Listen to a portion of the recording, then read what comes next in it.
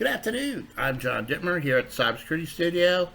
Welcome to the new Studio B, a little bit lighter and brighter, as all my friends recommended.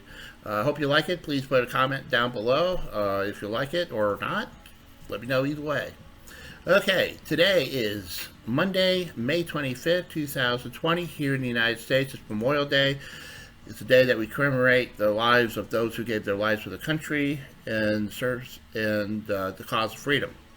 I'm a Navy veteran myself. I appreciate kind words out there on the internet, Facebook, social media, and just let you know it's appreciated. All right, today my special topic is avoiding scams related to economic payments, especially for those related to the COVID-19 pandemic.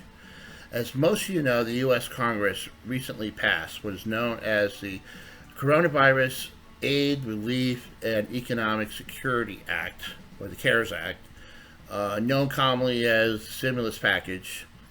For those who don't know, it was the Congress has passed a bill. It's been signed by President Trump for $2 trillion in relief, especially for small businesses and individuals. It puts out $2 trillion and it's going to tens of millions of people. Usually about $1,200 for an individual, $2,400 for a couple, plus if they have kids, like about $500 a kid. So there's a lot of money floating out there. For those who don't know, I used to be a cop when I was in the Navy, and one of the things I observe about criminals, if there's money out there, they're going to want a piece of it. Okay, especially if it's going to tens of millions of people. A lot of those people have been conditioned to believe that if somebody says they're from the government, it must be true, and to follow along what they say and do what they're told. Okay, I grew up in a later generation where I grew up around Watergate and scandals and government left and right. So a lot of people my generation have been taught to kind of question authority a little bit, kind of take things that are official sounding with a grain of salt, test the logic behind it, because we've seen too much bad stuff happen and we want to make sure that's for real. And when you talk about trillions of dollars floating around, there's going to be a lot of people who attempt to get a piece of that action. I prefer that money to go to the rightful places and to the people that really need the help and not in the hands of cyber criminals. I loved that video that went viral with that police captain. I believe she was like from Arizona or something like that. She kind of played along with scammers for a long time. She was said, "Hey, come arrest me." Yeah. Hey, she's a cop. She's already at the police station. What are you going to do to her? Anybody at the police station going to arrest her? No. So, yeah, she was having fun with them. Well, this is sort of like my fun with them too. Okay. Now, it's become apparent to a lot of government agencies, especially the Department of Treasury and Department of Homeland Security, that there's a lot of fraud out there.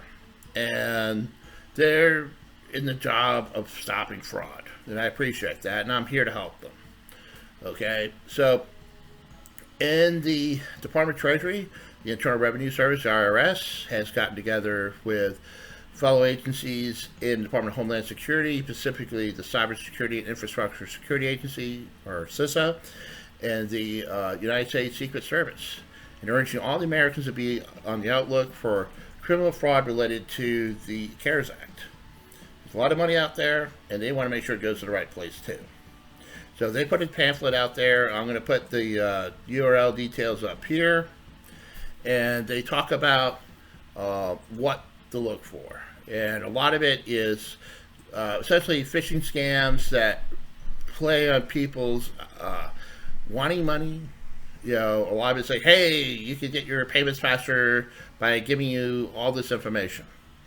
It includes requests for addresses, financial data such as bank account numbers, social security numbers, your typical personal identifying information.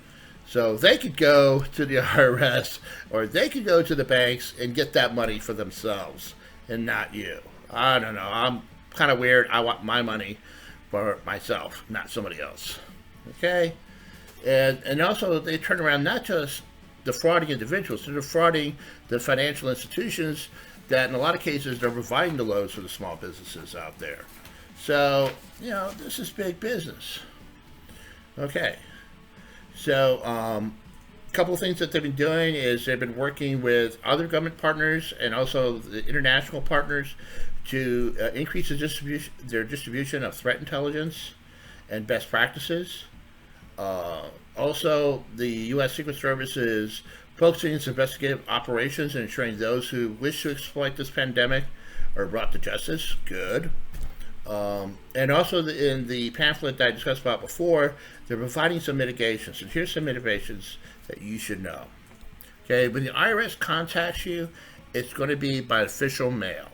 Okay, you're going to get a letter from the IRS, and they're going to have it put on IRS letterhead. And they're going to say, here's what we want to contact you about, where you owe us more money, or we didn't get the information that we need, or whatever, please provide it. They're not going to send you an email. They're not going to text you. They're not going to send you a message on social media. So if you see any of that, that's not the IRS. It's somebody trying to scam you. All right? Try to make that obvious. This includes information requests for personal identification numbers or PINs, passwords, other similar accesses for credit cards, banks, and other financial accounts. Okay? If somebody's asking you for that and it's not an official letter, don't answer it. Okay? The official website for the IRS is simple: www.irs.gov.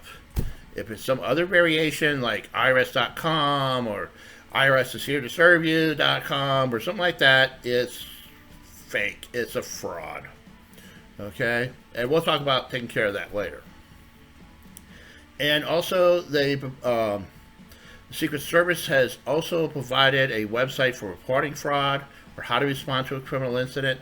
It's www.secretservice.gov/data/investigation preparing for a cyber incident.